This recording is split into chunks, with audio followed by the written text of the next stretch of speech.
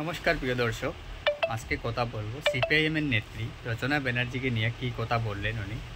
আপনাদেরকে সেই সম্পূর্ণ ভিডিওটা দেখাচ্ছি। সেখানকার এমপি যিনি কিছুদিন আগে পর্যন্ত ধোঁয়া ছাড়া কিছু দেখতে পাচ্ছিলেন না, সেই ধোঁয়া বোধহয় এখন ওনার চোখে এসে লেগেছে। আজকে সকালে আমরা দেখলাম কাঁদছেন। ওরে বাবা, আমার মনে হলো উনি পরের বছরের যে মহানায়িকা সম্মান না মহানায়ক সম্মান কিসব দিচ্ছেন মমতা ব্যানার্জি, তার জন্য প্রস্তুতি করছেন। চোখে কাজল, চোখে গ্লিসারিন, কেঁদে ভাসিয়ে দিচ্ছেন। আমাদের দেশে এইসব কি হচ্ছে? কয়েকদিন ধরে এখানে দেখুন গ্রেপ হচ্ছে, ওখানে উৎপীড়ন হচ্ছে, এখানে সেটা, এখানে এটা। তারপরেও দেখুন বড় বড় রাজনৈতিক দলের সঙ্গে ওদের সম্পর্ক। এইভাবে চললে তাহলে কি আমাদের সমাজটা কি থাকবে? একটা শান্তি শৃঙ্খলাবদ্ধভাবে আমাদের সমাজটা কি চলবে? একজন পুরুষ হয়ে সেটা বলতে আমার লজ্জা করছে। কারণ এইভাবে যেগুলো কাণ্ডগুলো করছে, ওদেরকে ধরে ভালো করে শাস্তি দেওয়াটা উচিত, যাতে আরেকজন এইসব করার আগে 100 বার ভাবে। ওদের কি নিজের ঘরে কি মা বোন না কেউ নেই? ওরা কীভাবে এইসব কাণ্ড করতে পারে?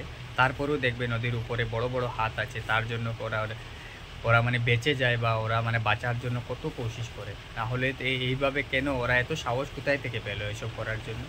আপনারা আরেকটু ইন্টারভিউটা দেখুন উনি কি বলছেন। তিনি একেবারে কান্নায় ভেঙে পড়েছেন এই ঘটনার ইয়েতে। ওই যে মহানায়ক না মহানায়িকা বিষয়ে অ্যাওয়ার্ড দেন না মমতা ব্যানার্জি, এমন ওইটা প্র্যাকটিস করছে। নাটকটা খুব ভালো হয়েছে, বিশ্বাসযোগ্য হয়নি। পশ্চিমবঙ্গের মানুষ বোকানো।